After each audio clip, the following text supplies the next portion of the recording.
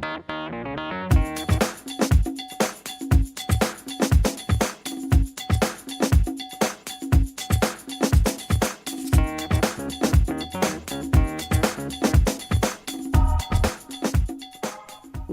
to the Northeast Kingdom Voice. I'm your host, Scott Wheeler. Today's guest is a man who has become quite a frequent visitor to our show, Pastor Mike Haddad. Welcome to the show.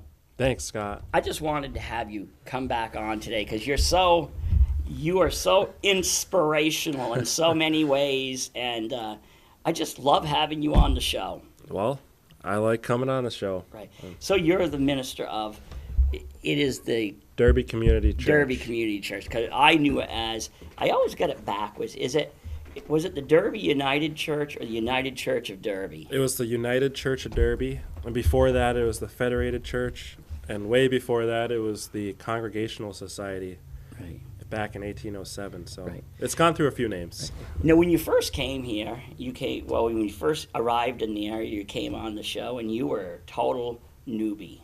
Yep, I knew nothing. You were right out of what, seminary? Seminary, yep. And you were taking over a church, a very, very beautiful church located in the heart of Derby. But it was a church that was undergoing it was a challenging time.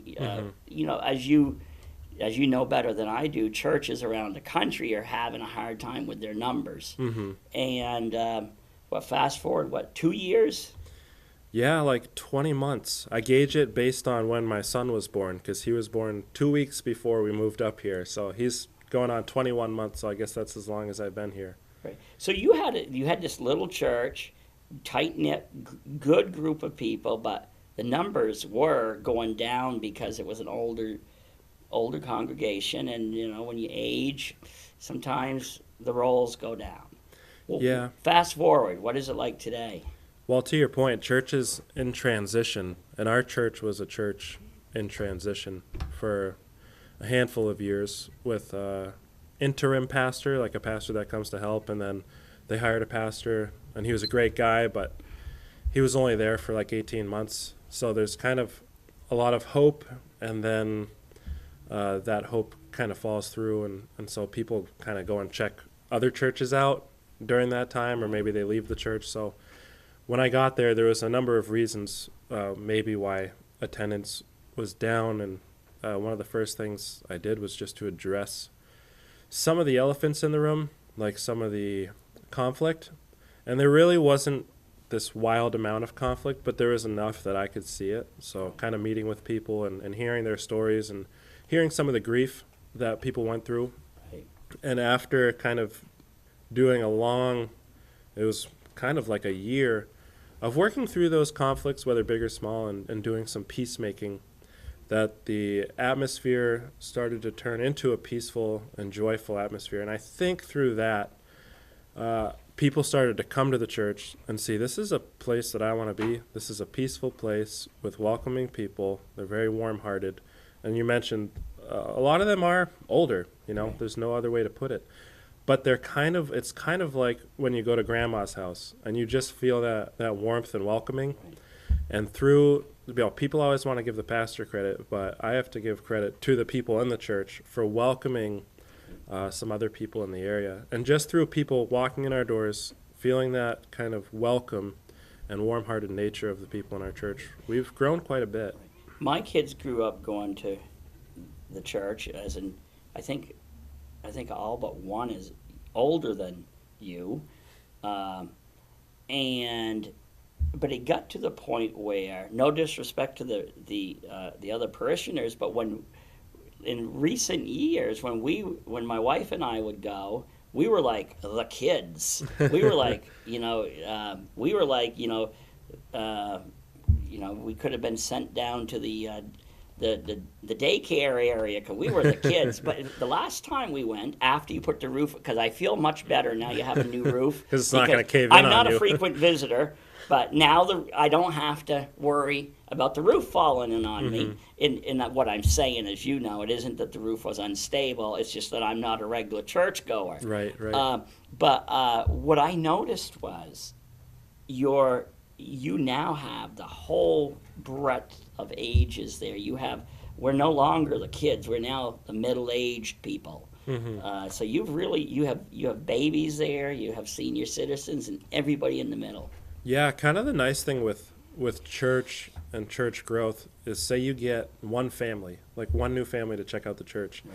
A lot of times, and you know this because you met the previous pastor, Fred Barker, through Right. track, Yeah. and your kids kind of hit it off. So once you bring one new family to the church, they're connected with like 3 or 4 other families that are open to the idea of going to church. So we had one family in particular come, and they encouraged probably 2 or 3 other families to start coming.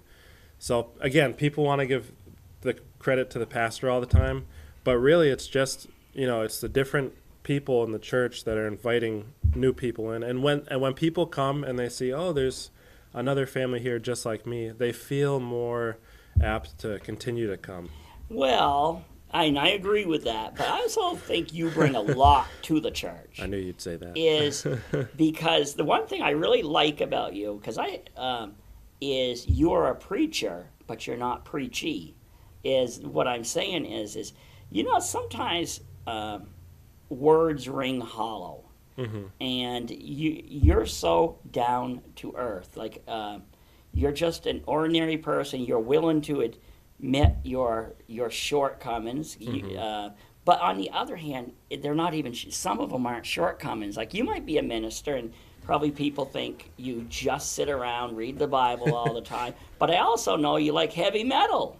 Well, I do like certain rock musicians, and I like to be part of things outside of the church too. Right. I'm not just part of Bible studies and Right. the Sunday service and these kinds of things. One thing I like to do is go fishing with people. Right. I like to play music with other people. I like hiking, all sorts of things. So I like to be in different realms of society and the community, not just the church life. And hopefully through that, meet people who have common interests, Right. like you mentioned, guitar. Right. I've met so many people that like to play the guitar, whether they've played for a year or 10 years. It's always fun to sit down with them Right. and just make music. And that really doesn't have anything to do with my role as a pastor according to my church role, but a pastor kind of to the community. Most people don't sit down and play guitar with a pastor and get to know a pastor. So it's a cool way that I can do ministry outside of the church. Right. And then a lot of times through doing stuff like that, I hear all about their life, Right. all about the struggles they go through. And then a lot of time they're open to me praying for them, which is probably something that they haven't had before. So I think, as you mentioned, it's so important to kind of have a multifaceted ministry where it's not just all about being at the church and doing things for your church people, but being out doing things with people that they like to do. Something I've recently got into, and part of it's my own interest, and part of it is because it's part of the culture up here, is hunting. Right. And going turkey hunting and even shooting clay pigeons. Yeah. Going to the range, I've met dozens of people that I wouldn't meet in any other realm of society. So do you run into people who have no idea what you are or what you do for a living, and once they know you as whether it's at the shooting clay pigeons, that are like they have a preconceived notion on what a minister looks like? Yeah. And are some people like surprised that that's what you do for a living? everybody, mainly because of my age. Right. I forget where I was, but I think it might have been at the Cow Palace, and someone introduced me to somebody else and said, "Oh, this is my pastor, Pastor Mike." And they were like, "You're a pastor?" It's like, your hair is still brown. It's not white, and you're so young. You're younger than me. You're as young as my kids are. Things like that. So I think people are definitely taken aback at my age, for one. But we do have younger ministers in the area.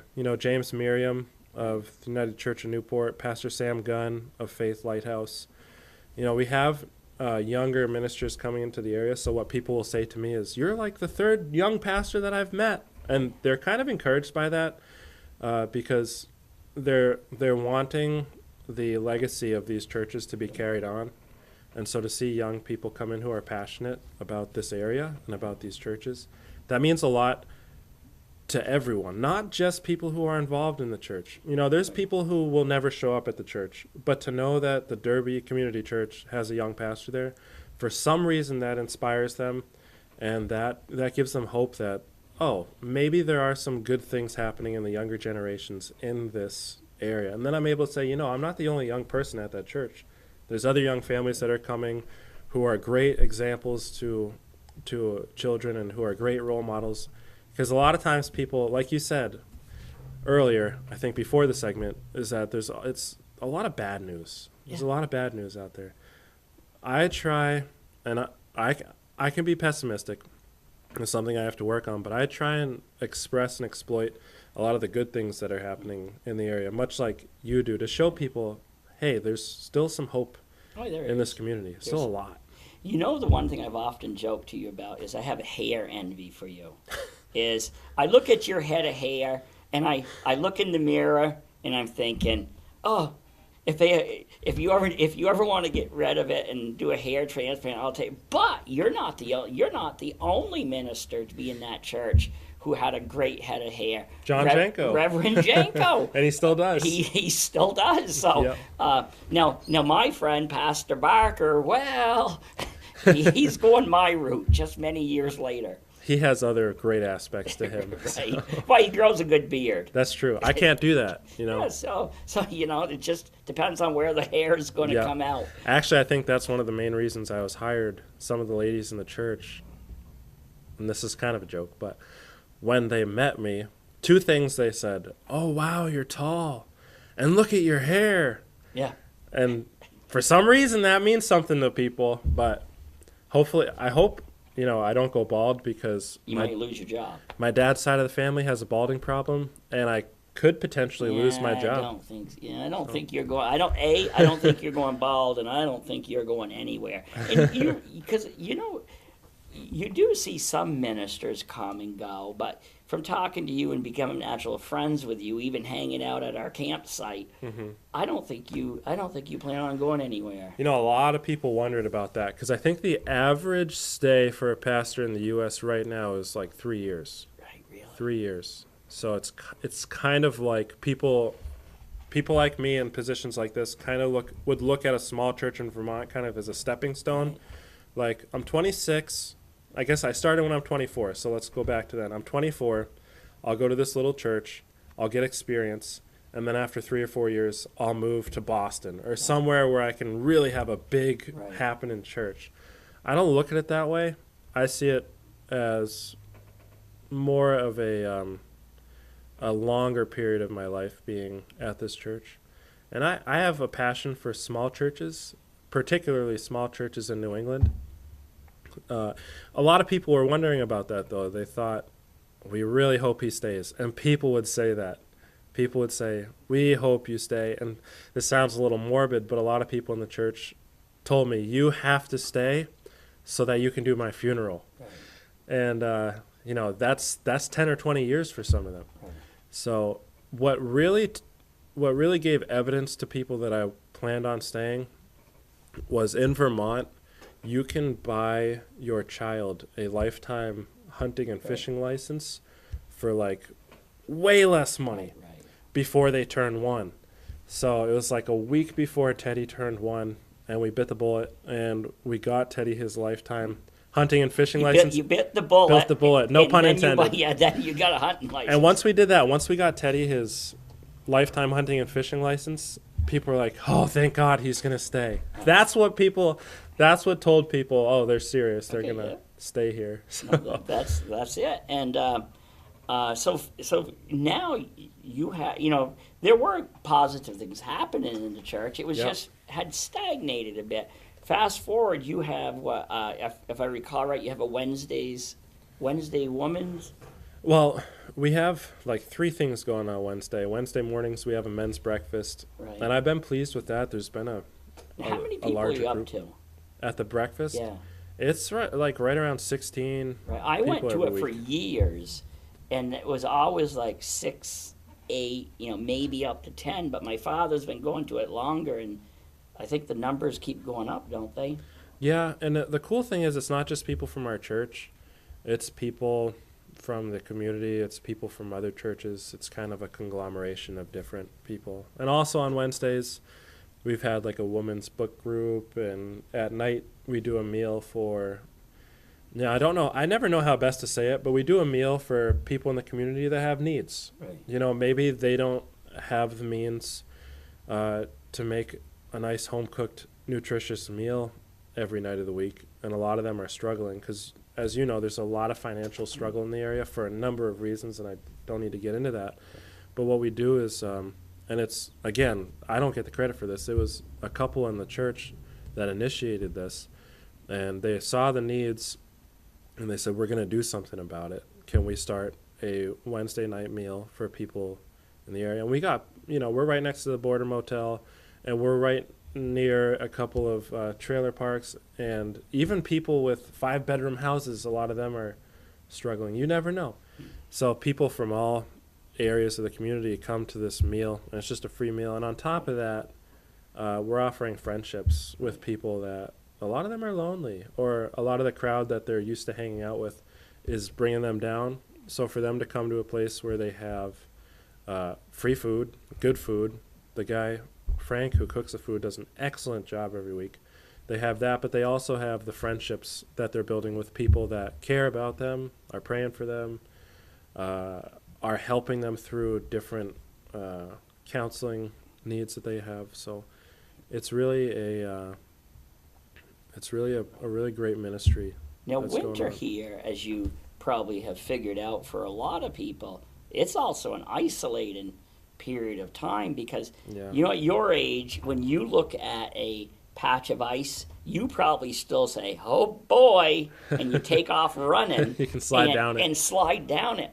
Well, I'm at the age now where, not quite, I still have that in me but they make ice harder when you get older. But I still might slide, but you get older than me. If you get in your 70s or so, you look at that ice and you realize that can be a trip to the nursing home with a broken yeah. hip and everything. So do you notice, or do you do a lot of home visits, or do you try to get people to help people get out more? Yeah. In the winter, I've noticed there's some people who might stay home for fear, Right. especially at night, if we're doing something at night. So, you know, these are all questions that we're thinking of. How, you know, because we're a 4-season. Right. You know, we're like halfway between the hottest regions of the earth and the coldest regions of the earth. So we get the 4 seasons very distinctly in Derby, Vermont. So we're trying to be a multi-seasonal church where we look at the winter and we look at the summer and how can we bless people nonetheless. And something that worries people is definitely, if I go to church, will I be safe walking from the car Right. to the sanctuary? And you know, in our church, we didn't have sections for handicapped people or sections for reserved senior parking. Right. I think the only church in the area that has something like that going on is the Newport Church of God, and we kind of took a cue from them. So actually a fellow who, you know, Rod Ames, took it upon himself to put parking lot lines in the church with handicap painting, as well as we're going to put up signs for like senior reserved parking to help people. But to your question about home visits, yeah, I visit a lot of people at home or go to the nursing home. And one of my favorite people to visit, and you know her, is Iona Carter. Oh yeah, Iona. And she, you know, certain people at certain ages with certain physical difficulties are just not able to get out as much. So what I love, and this is a shout out to NEK TV, is that we're able to put our services on TV. So Iona, you know, she's seeing the service from the week before, the Sunday before, and she's seeing it on Sunday. She'll take her hymnal out. She has a hymnal from the church, and whenever I say, please stand, she'll stand up and she'll sing with the service on TV. And she's able to be a part of the church, even though she's not able to be present at the church. And I think that thing that we're able to do, and again, thanks to NEK TV for making that possible, it is huge. I'll tell you what, I'll be in the grocery store and someone will come up to me and they'll say, Pastor Mike. And I'm racking my brain. How in the world do I know these people? And the truth is, I've never seen them in my life.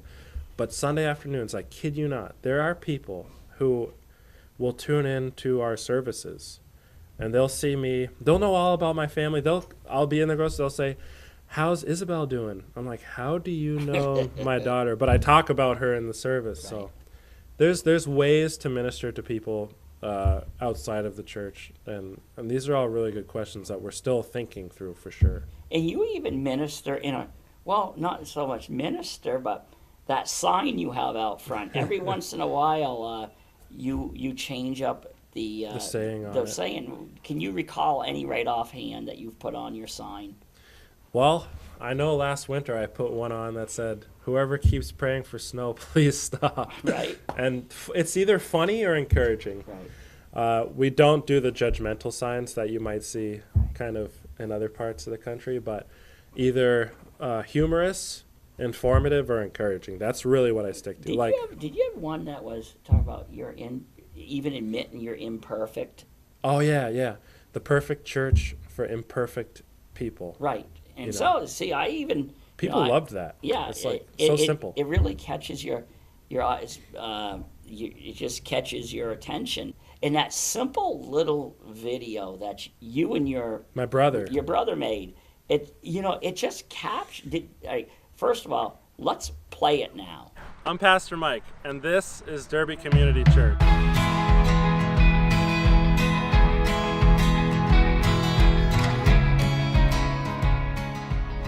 We're a church that seeks to follow Jesus and serve others. Community is literally our middle name. We love being in the heart of the Derby Center community, and we really hope to be a blessing and encouragement to our neighbors. We hope you'll stop by sometime for a visit. We meet on Sundays at 10:30, and you can come just as you are. If you want to wear jeans and a t-shirt, if you want to wear a suit and a tie, that's great. Come however you are. It really doesn't matter to us. Our services include music and prayer, and I work hard to preach messages that make sense, will uplift you, and will encourage you. I invite people to come to church all the time, and often they'll say, "Oh, I can't come to church. I'm not good enough. If I came through the door, the roof would cave in on me." Well, guess what? We just installed a brand new standing seam steel roof, and it's guaranteed it won't cave in on you. Please don't ever think you have to get your life together before you come to church. The truth is, we're all working through our flaws and imperfections, and God loves us just the same. So stop in sometime. We'd love to see you.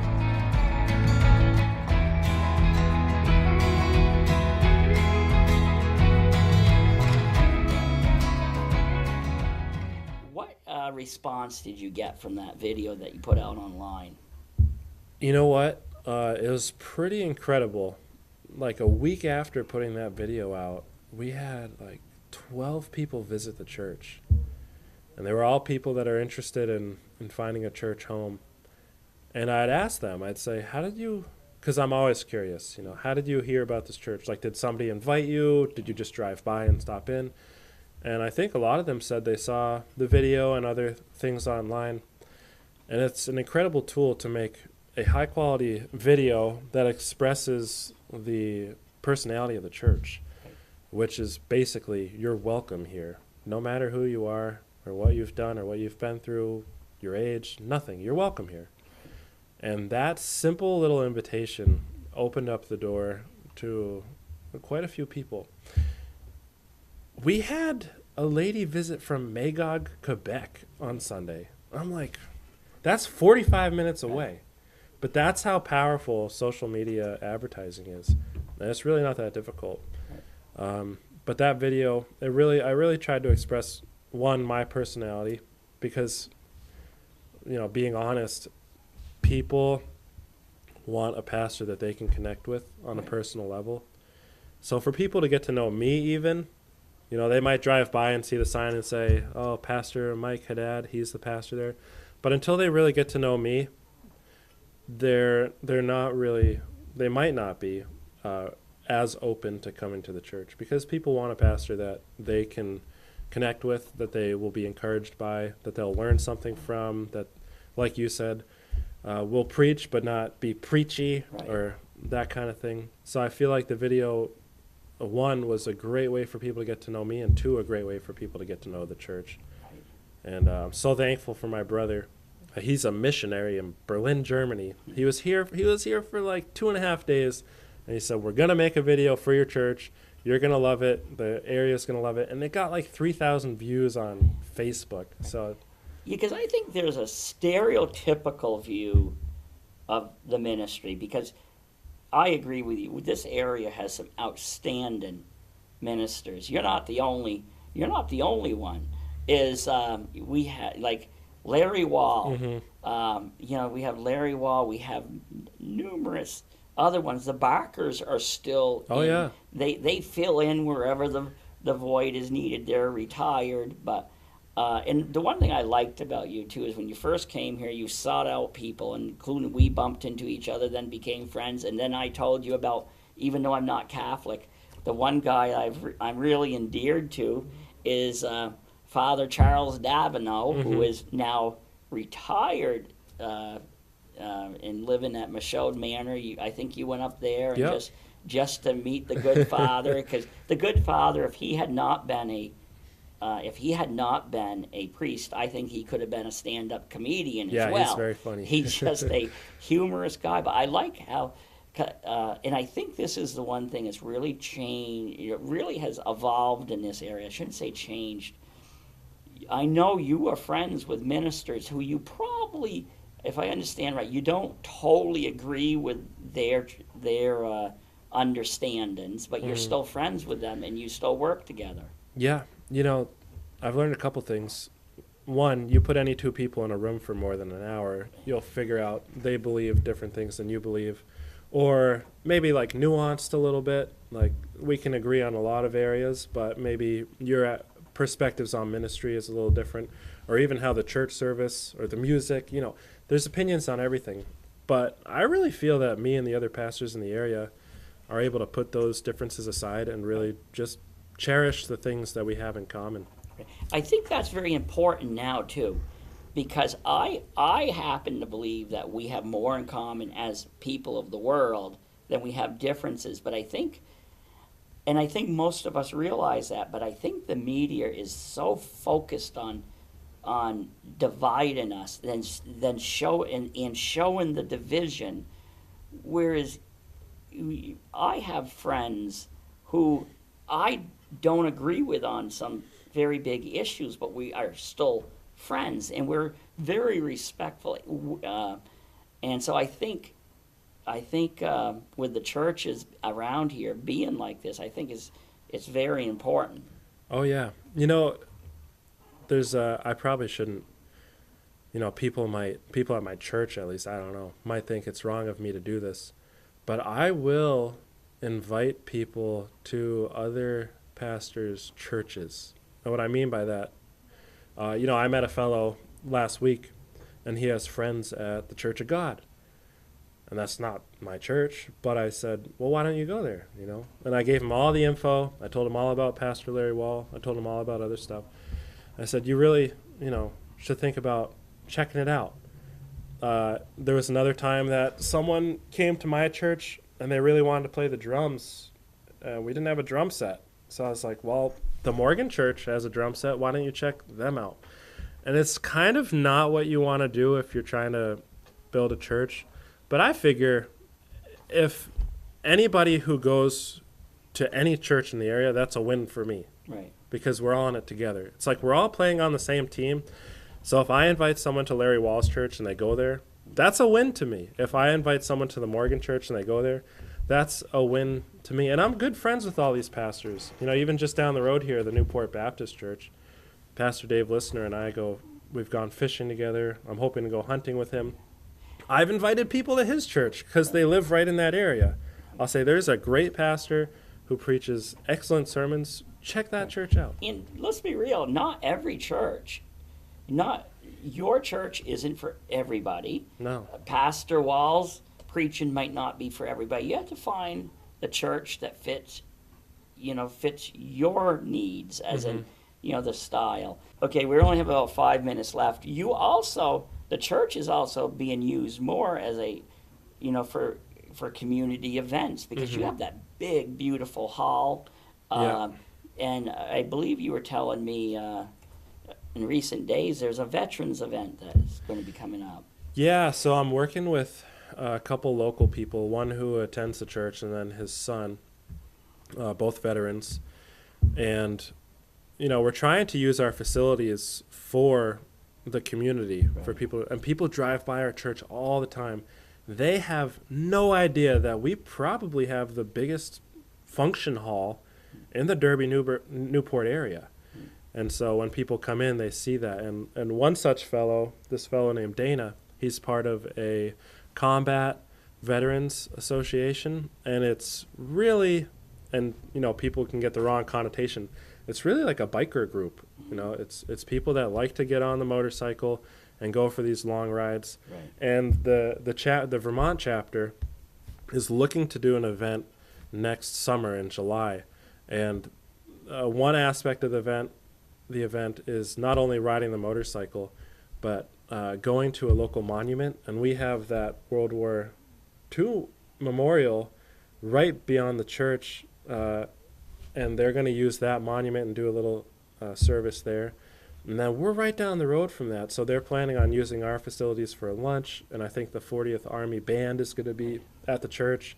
And the neat thing about that is you're recognizing really valued people in the area, and we're not just allowing them to use our space, we're telling them, use our facilities for whatever you need it for, because we want to honor our veterans in And I this don't area. think a lot of people would think about, you think bikers church, nah. But I think that's a great idea. And I have my motorcycle license, I just don't have a motorcycle yet. I have a feeling. I have a feeling if I got a motorcycle, next thing I know, you'd be preaching at my funeral. Yeah. I'd probably break my neck.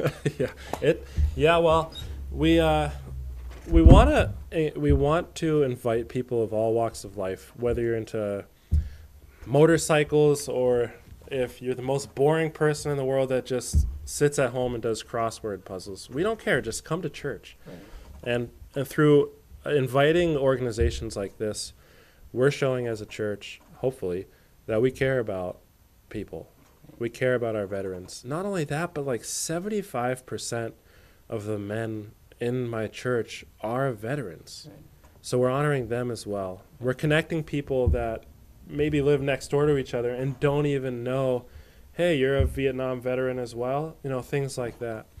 And it's exactly how we want to use our facilities at the church to be a blessing to the community. And back to the stereotype there's a stereotype of ministers, but there's also a stereotype of people of faith. People who don't go to church at all, for one reason or another. I think they sometimes have this view, and sometimes it's justified, is they're stuffy and boring, wearing suit and ties. Some of them come in leather too, as in bikers.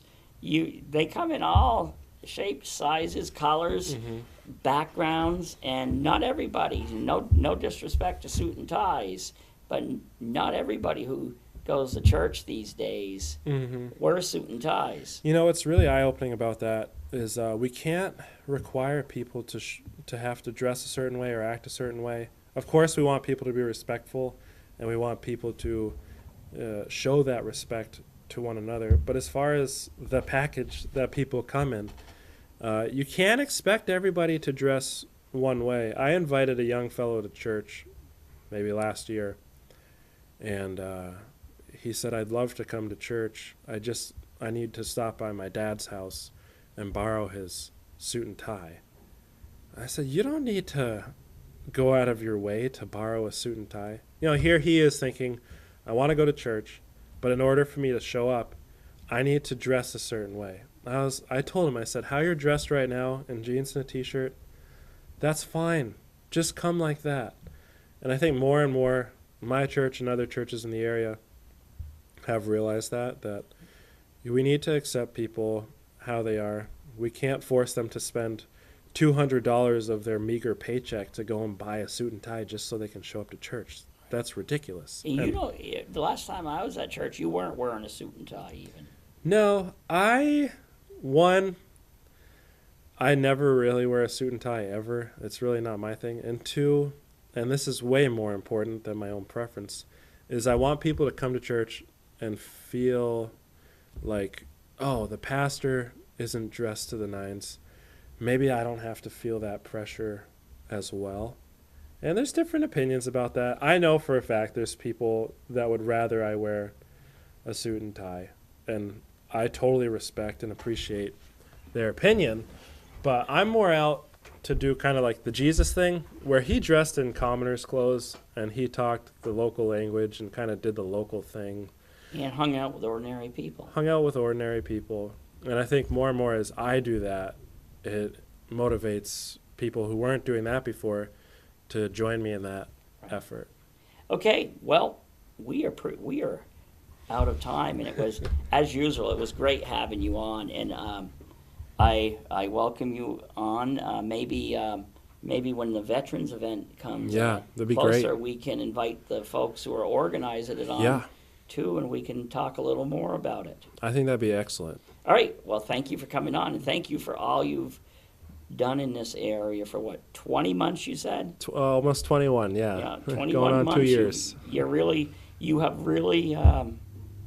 really leaving a positive mark on the Northeast Kingdom. I'll keep trying my best. And thank you to the viewers for tuning in to another segment of the Northeast Kingdom Voice.